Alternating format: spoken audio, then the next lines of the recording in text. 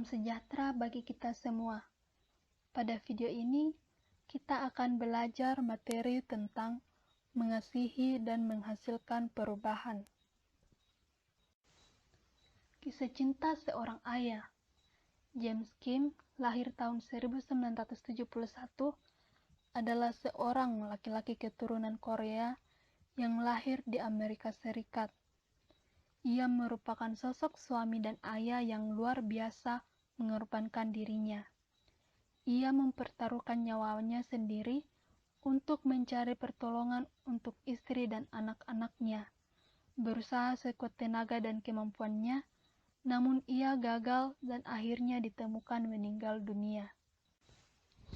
Cinta kasih, kekuatan yang luar biasa. Cinta kasih adalah suatu kekuatan yang luar biasa dahsyatnya. Dalam Injil Yohanes 3 ayat 16 dikatakan, "Karena begitu besar kasih Allah akan dunia ini, sehingga ia telah mengaruniakan anaknya yang tunggal, supaya setiap orang yang percaya kepadanya tidak binasa, melainkan beroleh hidup yang kekal." Apa yang dapat kita simpulkan dari ayat ini? Allah ternyata sangat mengasihi kita umat manusia. Untuk itulah Allah telah mengutus Yesus Kristus untuk menyatakan kasih-Nya. Kehadiran Yesus Kristus sebagai tanda kasih Allah Bapa bagi kita di dunia, mestinya sudah bisa kita rasakan di masa kini juga. Ketika Yesus masih ada di dunia secara fisik, sekitar 2000 tahun yang lalu, orang banyak sudah bisa menikmati kehadirannya. Yang lumpuh bisa berjalan kembali, yang buta bisa melihat, yang mati dibangkitkan, dan mereka yang tersingkirkan dihampiri Yesus, dan Yesus menjadi sahabat mereka. Orang-orang yang dijumpai dan disapa oleh Yesus mengalami perubahan yang dahsyat. Hidup mereka diliputi oleh sukacita dan pengharapan baru. Mereka menyadari bahwa hidup mereka bermakna karena Yesus. Cinta kasih yang mengubah dan mendamaikan. Dr. Martin Luther King Jr. adalah seorang pendeta gereja baptis yang berkulit hitam, tokoh pemimpin perjuangan hak-hak sipil masyarakat kulit hitam di Amerika Serikat. Ia pernah berkata, "Kegelapan tidak dapat mengusir kegelapan, hanya terang yang dapat melakukannya. Kebencian tidak dapat mengusir kebencian, hanya cinta kasih yang dapat melakukannya." Ia berulang kali mendapatkan ancaman pembunuhan. Rumahnya beberapa kali dibom, namun demikian, King tetap bersiteguh dalam perjuangannya tanpa menggunakan kekerasan. Akhirnya, King sendiri ditembak mati oleh orang yang tidak mau mengakui bahwa orang kulit hitam pada hakikatnya sederajat dengan orang kulit putih. Nah, pada 4 April 1968, pada sekitar pukul 18, King ditembak di balkon sebuah hotel di Memphis, Tennessee, Amerika Serikat. King telah merasakan kasih Yesus Kristus di dalam hidupnya.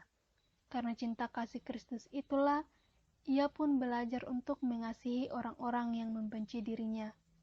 Dengan mata imannya, King percaya bahwa negeri perjanjian, yaitu sebuah negara yang tidak membeda-bedakan warna kulit warga negaranya, sudah terbentang di depan. Perjuangan bangsanya sudah hampir tiba pada tujuannya. Karena itu perjuangan King berhasil terbukti sekarang ketika Barack Obama terpilih sebagai orang kulit hitam pertama yang menjadi Presiden Amerika Serikat. Dalam Roma 12 ayat 9-21, Rasul Paulus mengajarkan apa yang dikatakan oleh Tuhan Yesus, yaitu mengatasi kemarahan dengan kasih.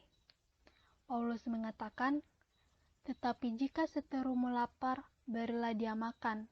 Jika ia haus, berilah dia minum. Dengan berbuat demikian, kamu menumpukan bara api di atas kepalanya. Janganlah kamu kalah terhadap kejahatan, tetapi kalahkanlah kejahatan dengan kebaikan. Sebuah organisasi di Kanada, Peace It Together, dibentuk pada Januari 2004 dengan maksud untuk mengadakan kamp selama 3 minggu untuk remaja Palestina, Israel, dan Kanada.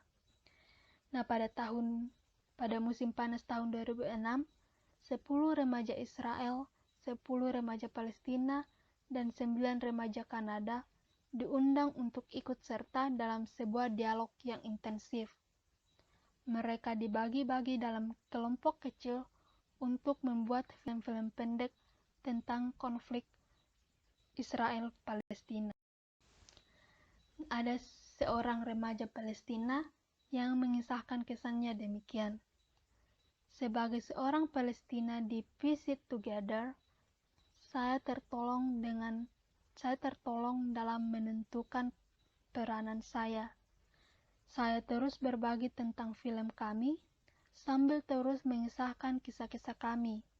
Sementara saya menoleh ke belakang dan mengenang semua ingatan yang kami miliki, saya terheran-heran ketika saya menemukan betapa kami mempercayai satu sama lain meskipun kami menghadapi berbagai tantangan. Semua dukungan yang telah kami terima setelah kembali telah menolong visi perdamaian kami untuk semakin terbuka. Kamp musim panas ini barulah awal. Kami semua berada di sini bersenang-senang. Sementara itu, seorang peserta dari Israel juga memberikan pandangannya sendiri. Peace It Together adalah titik awal saya sebagai seorang aktivis. Sejak itu, saya semakin terlibat dalam kegiatan-kegiatan yang terkait dengan konflik bangsaku. Setelah menoleh ke belakang, pilihan saya untuk ikut serta dalam Peace It Together ternyata adalah sebuah keputusan yang sangat penting. Peace It Together adalah langkah saya yang pertama, dan ini sebuah langkah yang sangat penting artinya.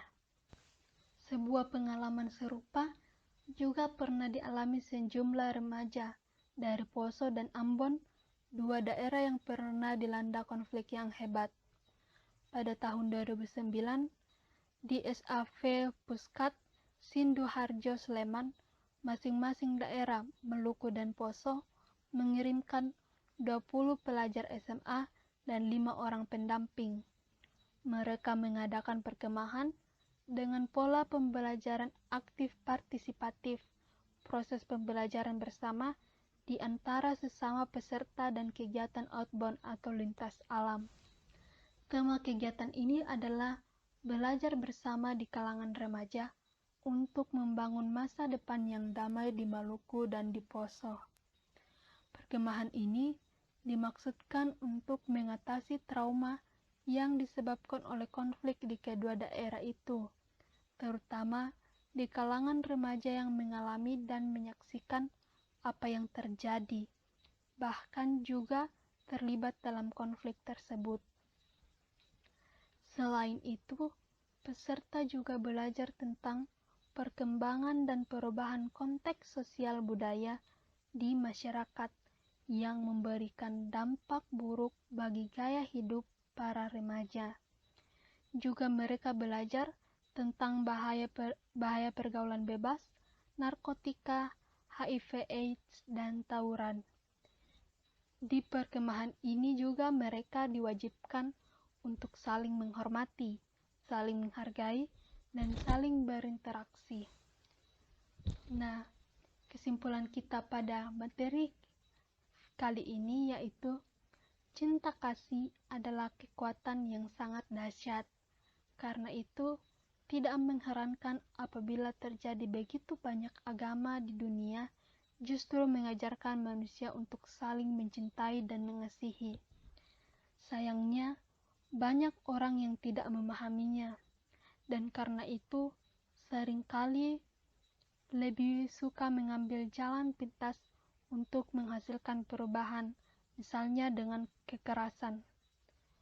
Dalam pelajaran ini, kita belajar bahwa cinta kasih, kesediaan untuk berkorban, pengampunan, justru bisa memadamkan api kebencian dan permusuhan. Sebagai remaja, kita perlu belajar bagaimana mengembangkan cinta kasih di dalam hidup kita sehari-hari dan menunjukkannya bahkan kepada orang-orang yang memusuhi dan membenci kita.